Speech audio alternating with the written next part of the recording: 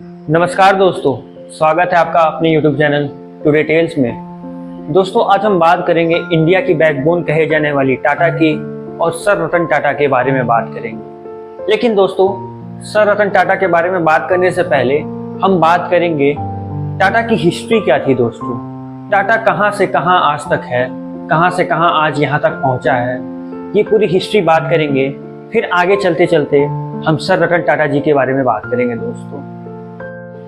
तो दोस्तों बात स्टार्ट होती है सन 1837 की, जब टाटा के सबसे पहले चेयरमैन का जन्म हुआ था, नसरवानजी टाटा, जिन्होंने टाटा की फाउंडेशन रखी थी। और आज टाटा देखा जाए दोस्तों तो लगभग 100 प्लस से ज़्यादा कंपनियां को संभालती है। दोस्तों, नसरवानजी टाटा जमशेदजी टाटा के पिता थे और इन्होंने ही नींव रखी थी टाटा कंपनी की। दोस्तों, और जमशेदजी टाटा ने अपने पिताजी नसरवानजी टाटा जी का जो सपना था उसको आगे बढ़ाया। फिर जमशेद जी के बाद जितने भी लोग आते रहे, टाटा कंपनी को आगे लेते चले गए। दोस्तों, अच्छा दोस्तों, बात मैं स्टार्ट करने से पहले आपको एक टाटा ग्रुप के बारे में एक अच्छी बातें बता देता हूँ जो आपको भी सुनना चाहिए और सबको भी सुनना चाहिए।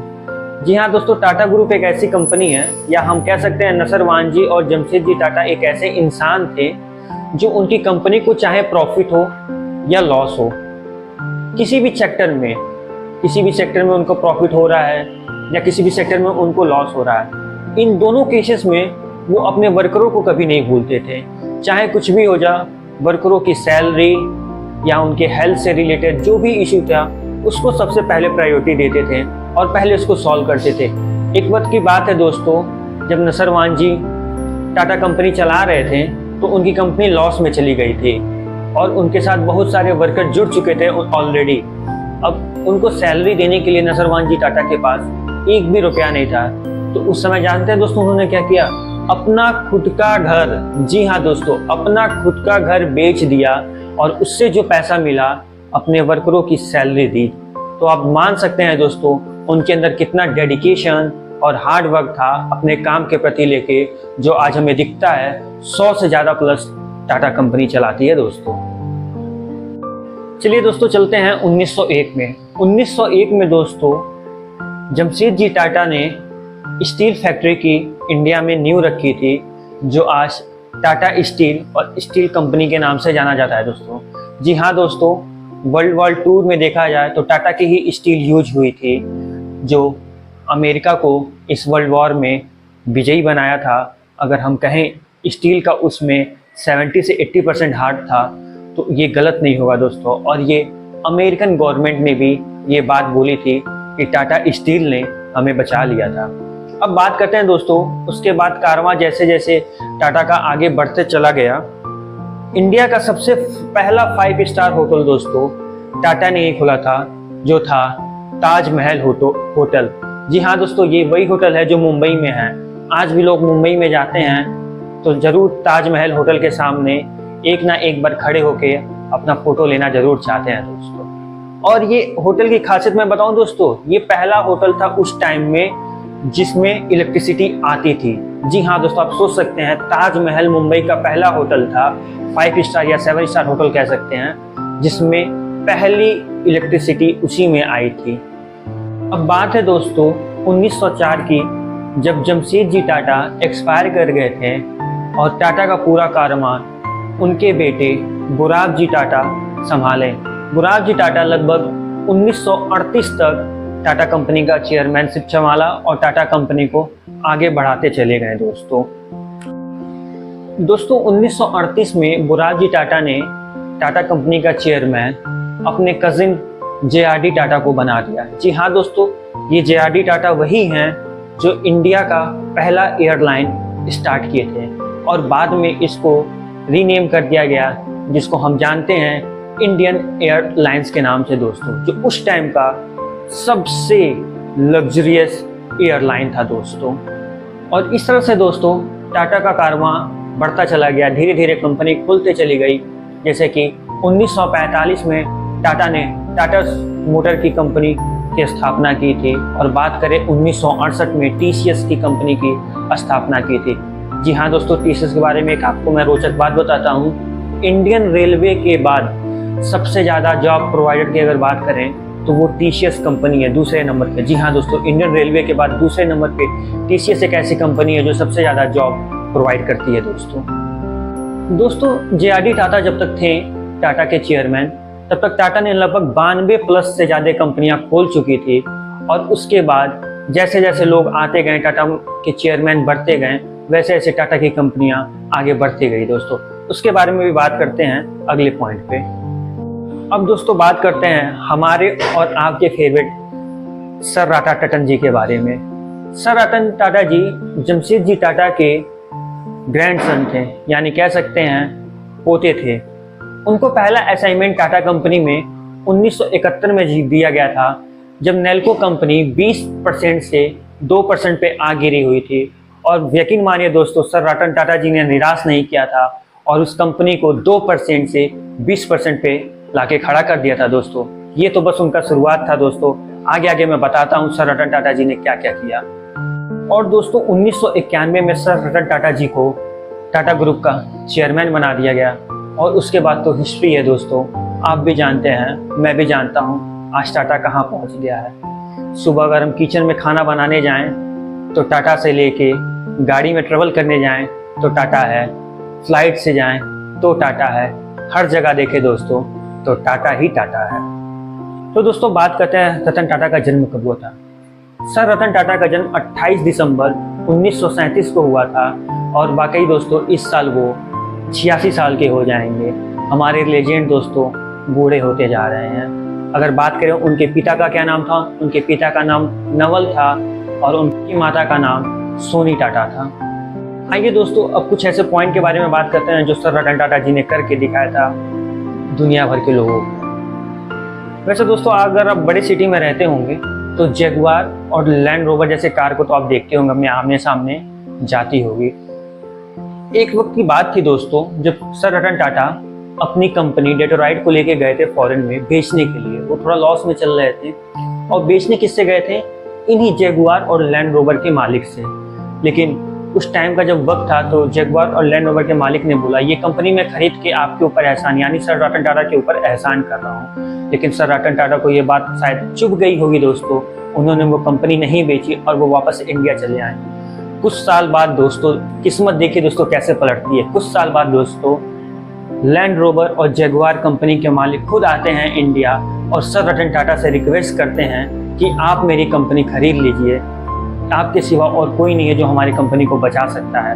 तो सर रतन टाटा ने अपना बड़ा दिल दिखाते हुए दोस्तों जगुआर और लैंड रोवर की कंपनी खरीद ली। आज ये जितनी भी गाड़ियां हैं ये सब टाटा की ही गाड़ियां हैं दोस्तों। तो देखें दोस्तों किस्मत कैसे पलटती है दोस्तों।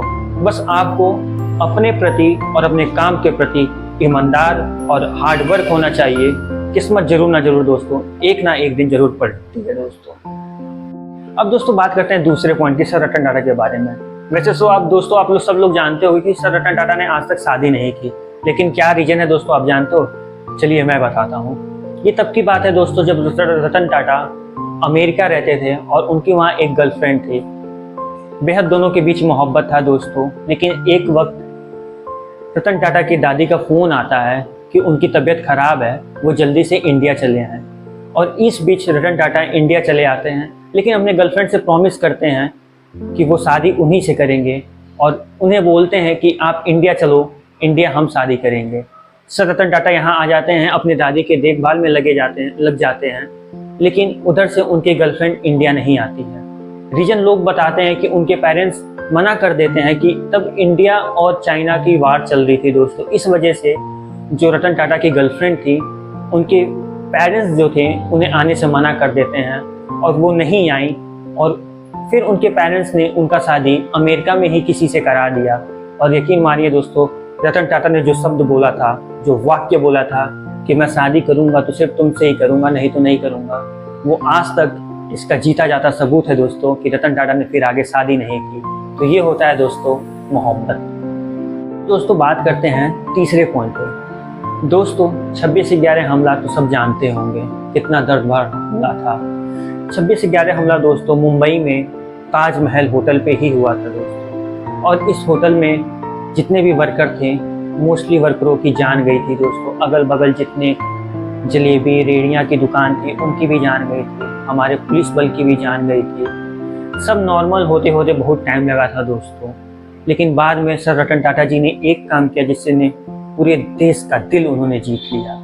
जैसे ही पूरा नॉर्मल हुआ, सर रतन टाटा जी ने हर एक एम्प्लॉय के घर गए, उनको एक अमाउंट दिया दोस्तों, और तो और उनकी जितनी जॉब बची थी उस हिसाब से अमाउंट ऐड करके वो तक दिया, जबकि उनके बच्चों का, उनके पिता का, उनका मेडिकल और तो और अगर उन्होंने कोई कर्ज भी लिया था दोस्तों तो वो सब रतन टाटा जी ने उसका पेमेंट किया।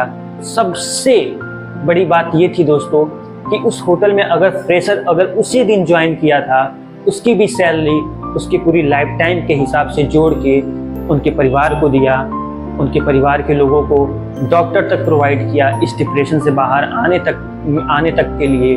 और तो और दोस्तों उनके बच्चों का एजुकेशन अगर वो किसी से कर्ज लिए हैं तो वो तक माफ़ किया। तो ये इतना बड़ा दिल था दोस्तों हमारे सर रतन टाटा जी का। तो दोस्तों अब चौथे पॉइंट की बात करेंगे रतन टाटा जी के बारे में। वैसे तो दोस्तों टाटा नैनो के नाम आपने भी सुना होगा, हाँ क्यों नहीं सुना होगा, सबने सुना होगा, क्योंकि ये वो गाड़ी थी जो 1 लाख में आपको 4 व्हीलर प्रोवाइड करते थे। लेकिन ये ज़्यादा मार्केट में चली नहीं दोस्तों, और ना चलने का अगर मैं एग्जाम्पल दूँ दोस्तों या रीजन दूँ दोस्तों या किसी को ब्लेम करो दोस्तों तो वो और कोई नहीं, हम लोग खुद थे। हम लोग खुद कहते थे कि क्या है, डिब्बा जैसा गाड़ी है। लेकिन सर रतन टाटा जी का ये था कि वो गरीब से गरीब, मिडिल से मिडिल क्लास वाले फैमिली को भी 4 व्हीलर में देखना चाहते थे, और इसलिए उन्होंने सबसे चीपेस्ट, दुनिया का सबसे चीपेस्ट प्राइस 1 लाख में 4 व्हीलर गाड़ी तैयार की थी। कुछ लोग लिए भी, कुछ लोगों इसको यूज भी करते थे, लेकिन लोगों का क्या कहना है दोस्तों, लोगों ताना मारते थे कि 1 लाख की गाड़ी है, डिब्बा जैसी गाड़ी है, ये गाड़ी है। अगर थोड़ा सा लोगों ने अप्रिशिएट किया रहता दोस्तों तो आज देखा जाए गरीब से गरीब, मिडिल से मिडिल क्लास फैमिली भी आज 4 व्हीलर से घूमती दोस्तों। लेकिन ये सबसे बड़ा फेलियर सर रतन टाटा जी का ना कह के ये हम लोग अपना फेलियर बोलेंगे दोस्तों। अब बात करते हैं दोस्तों 6वें पॉइंट की, रतन टाटा जी के बारे में। 6 फरवरी 2018 को प्रिंस चार्ल्स रतन टाटा जी को इनवाइट करते हैं बकिंघम पैलेस में उन्हें लाइफ टाइम अचीवमेंट अवार्ड देने के लिए। सर रतन टाटा ने एक्सेप्ट कर लेते हैं कि हम जाएंगे ये अवार्ड लेने। लेकिन दोस्तों क्या आप जानते हो क्या हुआ फिर बाद में? जिस दिन अवार्ड लेना था उससे 1-2 दिन पहले सर रतन टाटा जी के जो 2 डॉग थे उनकी तबीयत खराब हो गई थी, और यकीन मानिए दोस्तों उस तबीयत खराब होने की वजह से वो प्रिंस चार्ल्स से वो लाइफ टाइम अचीवमेंट अवार्ड लेने नहीं गए थे, क्योंकि उनका कमिटमेंट था अपने डॉग के प्रति, अपने लोगों के प्रति कि जब तक मेरे लोगों अच्छे हालत या अच्छी हेल्थ में नहीं होंगे उन्हें मैं छोड़ के कैसे जाऊं। और यहाँ उनका प्यार एक छोटे से छोटे जानवर के लिए भी दिखाता है दोस्तों।